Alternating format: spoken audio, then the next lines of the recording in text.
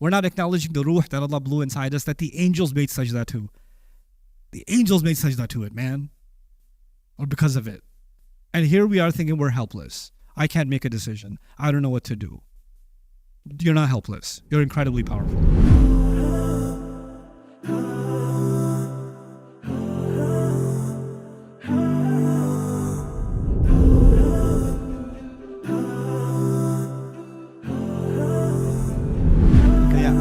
Assalamu alaikum.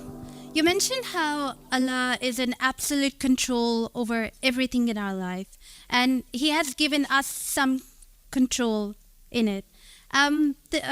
There's a renowned philosopher, Islamic philosopher and poet. He says in Urdu, "Loh pitu, kalam pitu, tera wajud al-kitab." Basically, the idea of being the writer of your own book, and a lot of his work revolves around the concept of khudi. And that does sounds reasonable in a way, like, because after the advent of Islam, the Muslims, there was a golden age all over. And that because Islam, I think, really gave them a sense of recognition, a purpose and identity. And we, this time, in this era, we've certainly lost some of that control that was actually in our control, but assuming that it's not in our control. Maybe as a matter of, we think as taqdeer, you can say. Yeah. So my question to you, Ustad, is how we can bring that balance back, considering what's in our control and what's not in our control in the light of Quran. I'm really glad you brought up Dr. Muhammad Iqbal, yes, because he's one of my biggest influences. And I do believe that his poetry, his philosophy, even his English work, those of you that are interested in his English work, he wrote a paper called The Reconstruction of Religious Thought in Islam. Might be of interest to you. Those of you that are philosophically inclined and are okay with heavy reading, that would be quite a read. The Reconstruction of Religious Thought in Islam.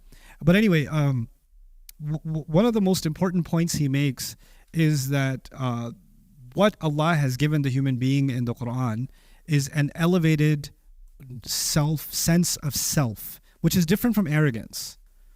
So his concept of khudi, of the self, is actually honoring yourself, and how much Allah has honored the soul, and how everything that emanates from our efforts in this world comes from the amount of power Allah gave the human soul, right? Now, you really, I think, hit the nail on the head. Muslims have accepted an attitude of helplessness around the world. We've just accepted, what can we do? We can only make dua. What can we do? We can't do anything. We're disunited. We're this. We're just looking at ourselves as this helpless, lost, once glorious days used to be there. Now they're all gone and we're not going to be able to get it back, etc. And his argument is actually very Quran inspired. It is to first realize who you actually are and what you're capable of. Like that first, your own self-actualization and realization, and how Allah is giving you that empowerment through His word. That is the first step to any revival of any nation, right? And we are at that stage now where we need to restore our sense of self. My favorite ayah of the Quran on this note is actually in Surah Al-Hashr. وَلَا تَكُونُوا كَالَّذِينَ نَسُوا اللَّهَ فَأَنْسَاهُمْ أَنفُسَهُمْ. Right? Don't become like those who forgot Allah. Allah made them forget themselves. What does that mean, they forgot themselves? They forgot the amazing truth that lies even within them. So if you couldn't value Allah, it necessarily ended in you not being able to value yourself. And so both of those things actually go hand in hand. Now, what's happened in broken Muslim cultures is you value Allah, and you know what that means? You're worthless, you're useless, you're a loser, you're a faqir, you're a gharib, you're a miskin, you're a sinner, you're a blah, blah, blah, blah, blah. And that's because you love Allah so much. And there's this false humility. I believe in humility, but I don't believe in false humility. I don't believe in deprecating yourself and constantly putting yourself down as your prayers aren't good enough, your du'as aren't good enough, your sins are too many. Make istighfar. But Allah doesn't want to have people live in shame. Make istighfar and move on. Make istighfar and move. Istamarakum fiha. He wanted you to build in this world. He wanted you to develop, So that level of confidence does need to be restored. And I do believe, to me, when I think about my own relationship with Allah subhanahu wa ta'ala, my own relationship with Islam itself, the pillar in it has been the Quran. Like, studying the Quran kept me grounded with the changes that were happening in the world. And I often ask myself, when people come and ask me questions about what's going on in the world or what they're feeling, and even a young man, I'm not trying to diss you, but I love you. I'm going to tell you anyway. People come up to me and ask me, "Ustad, just give me some advice. Give me some advice." And I told the young man, I'm offended by that question. And there's a number of reasons I'm offended by that question. If I don't know you and you're coming to me and asking me, give me some advice, that is about as empty as it can be. And I know I would never, at any age of my life, whether I knew much or didn't know much, that at no age of my life would I randomly go to somebody that I looked up to, a scholar, a khatib, a teacher, whoever, and just go to them and say, "Hey, I just need you to what? Give me some advice." I wouldn't do it. I wouldn't do it for a number of reasons. One, I would know that they don't know me, so how can they give me advice? And why is it that the work that they're actually doing, which I'm benefiting from, isn't itself the advice? Why do I need something personally catered to me, customized for my feel-good experience?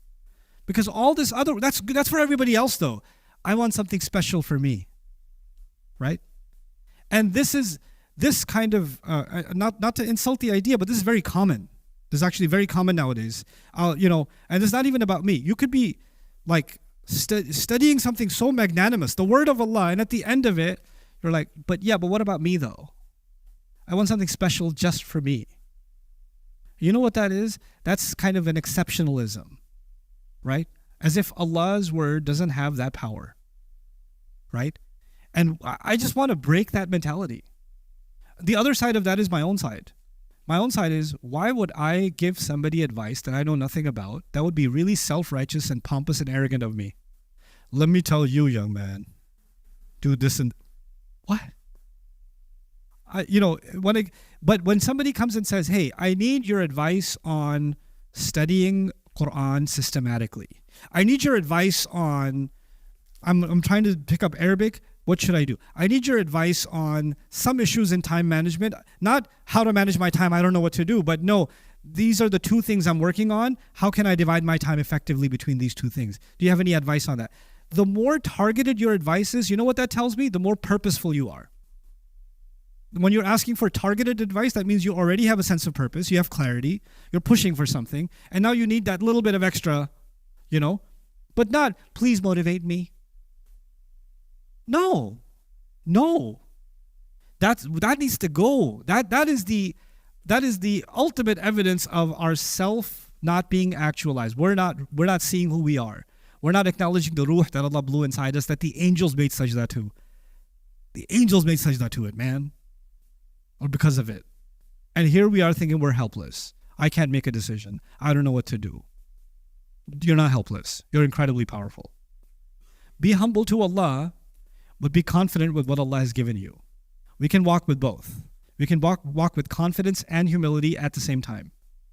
I gave this dars with Yusuf alayhi salam, one of the most humble personalities in the Quran, and yet very confident.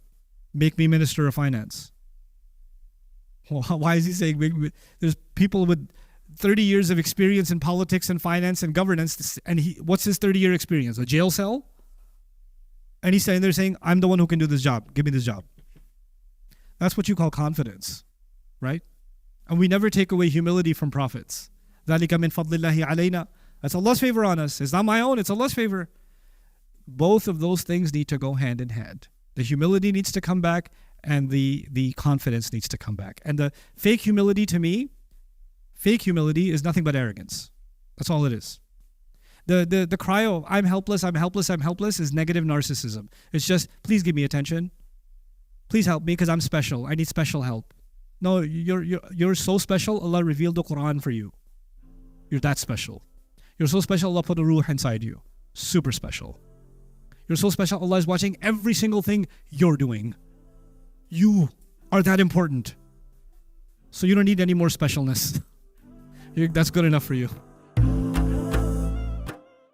Assalamu alaikum everyone. There are almost 50,000 students around the world that are interested, on top of the students we have, in studying the Quran and its meanings and being able to learn that and share that with family and friends. And they need sponsorships, which is not very expensive. So if you can help sponsor students on Bayyinah TV, please do so and visit our sponsorship page. I appreciate it so much and pray that Allah gives our mission success and we're able to share the meanings of the Quran and the beauty of it the world over.